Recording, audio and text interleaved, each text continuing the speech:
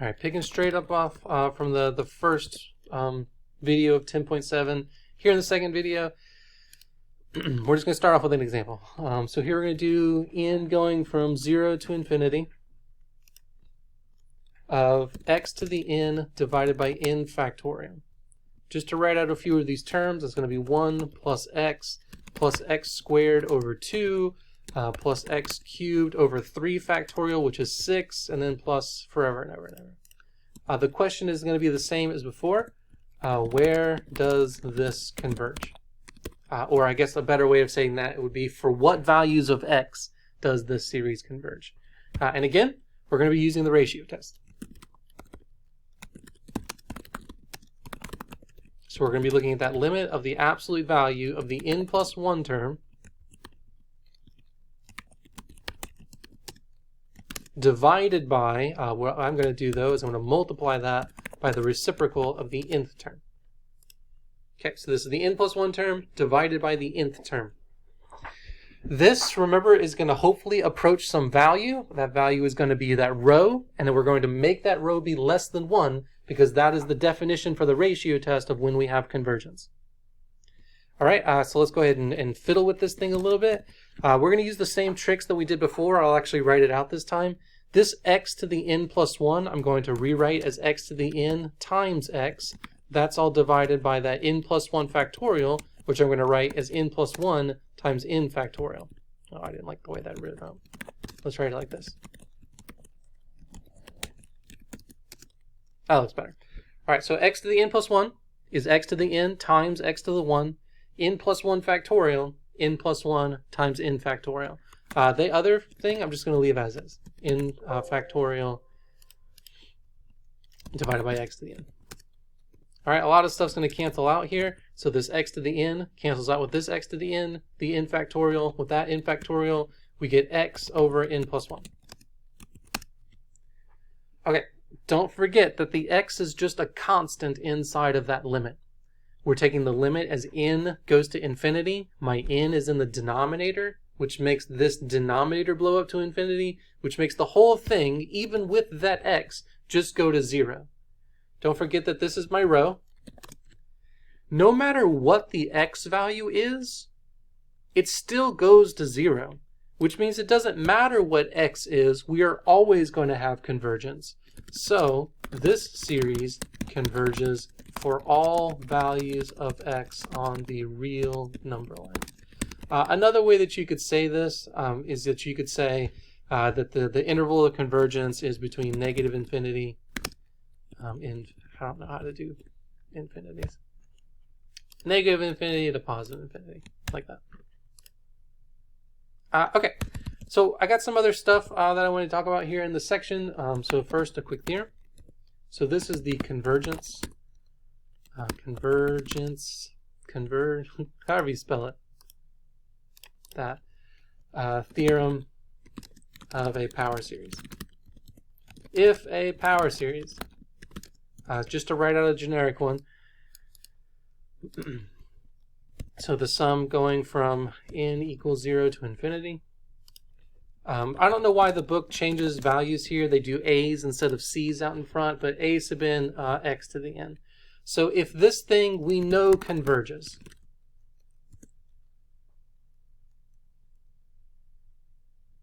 and if we have that x is equal to c, which is not equal to 0, then it converges absolutely for all, didn't mean to erase all that. I'll write it back. So just to say it again, and if x is equal to c, and that c is not equal to 0, then it converges absolutely for all absolute value of x less than absolute value of c. And then one more statement here. If the series diverges at x equals d, then it diverges for all absolute value x greater than absolute value of the d. Okay, so let's talk about this real quick, and then there's a little bit more to add on to this. I'm going to draw this in OneNote to kind of show you what's going on. But just to read through it again, if a power series converges, and it converges where x is equal to c, which is not at 0, then it converges absolutely for all x less than absolute value of c. If it diverges at d, then it has to diverge everywhere away from that d. So just to kind of draw this in OneNote, oh, I didn't have my pen ready to go. Basically what this is saying is that when you do find the convergence of these power series, it's always going to be in an interval. So if we have our number line, and let's say that this is going to be the center of my power series. Remember that we get to choose where we want the center to be based on that a value that we plug in. If we figure out that it converges at a location C away from the center, that means it has to converge everywhere between positive C and negative C of the center. So there's absolute convergence everywhere inside of this interval on the number line. If we find some location D where it diverges, that means that it has to diverge everywhere above not only D, but everywhere below negative D. So when we're picking out the convergence of these power series, I know this is kind of weird looking, but basically what this is saying is that it almost always converges very close to the center, but as you get further and further away from the center, then it's going to diverge. If you ever find a location where it starts to diverge, it's going to diverge everywhere further away from that. If you ever find a location where the power series converges, it converges everywhere closer than that. We're going to make this statement a little bit more powerful by adding on to it with a corollary. This corollary is split up into 3 different parts. The first thing is that I guess I should write a little bit more before I jump into the 3 things. The convergence of the power series is described by one of the following 3 statements. 1. This is the most likely. So there is a positive number, capital R, such that the series diverges for x with absolute value x minus a greater than r. Not that r. But converges absolutely for x with absolute value x minus a less than that r value. The series may or may not converge at the endpoints. Okay, so I know this is confusing, but once we jump into some examples, this will make a whole lot more sense. But just to read through it and kind of explain it a little bit in more detail, there is a positive number r such that the series diverges for x with x minus a greater than r, but converges absolutely for x with x minus a less than r. The series may or may not converge at endpoints. If I go back to the OneNote thing here, basically what this is saying is that if we have some number line where we're at location A for the center, that means that the interval of convergence is just surrounding that value A, where I go up a distance r and then down a distance negative r. It converges everywhere inside this interval. It diverges everywhere outside of the interval. It may or may not converge on these endpoints here. Again, when we do an example, this will hopefully make a lot more sense. 2, the series converges absolutely for every x. We kind of saw this example not too long ago. You can kind of think of that as this r value is infinity. It basically converges everywhere. I'm going to put this in parentheses so it looks a little bit separate. The last thing that's possible is that the series diverges everywhere. Diverges everywhere except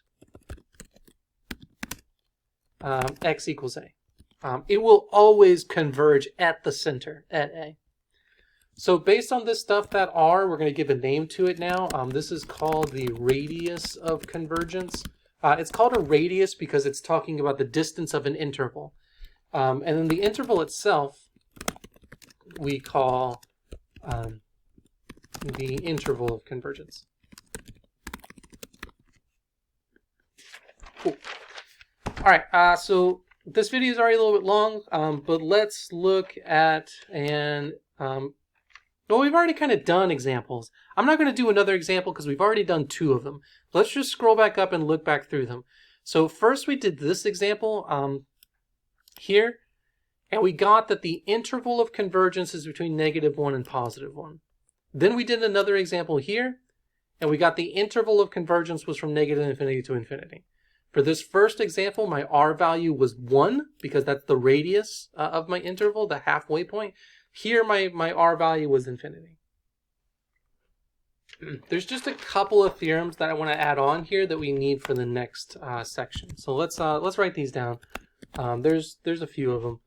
So the first theorem here that I want to write down, if we have an infinite series, an infinite power series, a sub n x to the n, and we know that this thing converges absolutely for absolute value x less than that r, then we also get the series a sub n f of x to the n converges absolutely for any continuous function f of x on absolute value f of x is less than r. Okay, so what this one is saying is that if you do have a power series that converges, you can apply that power series to another function, and that power series is also going to converge. Cool. So we kind of saw an example similar to this a long time ago with these series, but if you have a series that converges, you can apply every single individual value to a function and you're still going to get convergence. So that's what that's saying. These next 2 theorems are very important for calculus related things. This first one's pretty long, but basically I'm just going to summarize it to be that you can take derivatives of power series. Given some power series, c sub n x minus a to the n. So here we have a power series that is centered at a. Then we can set this to be a function. In other words, f of x is equal to this infinite series.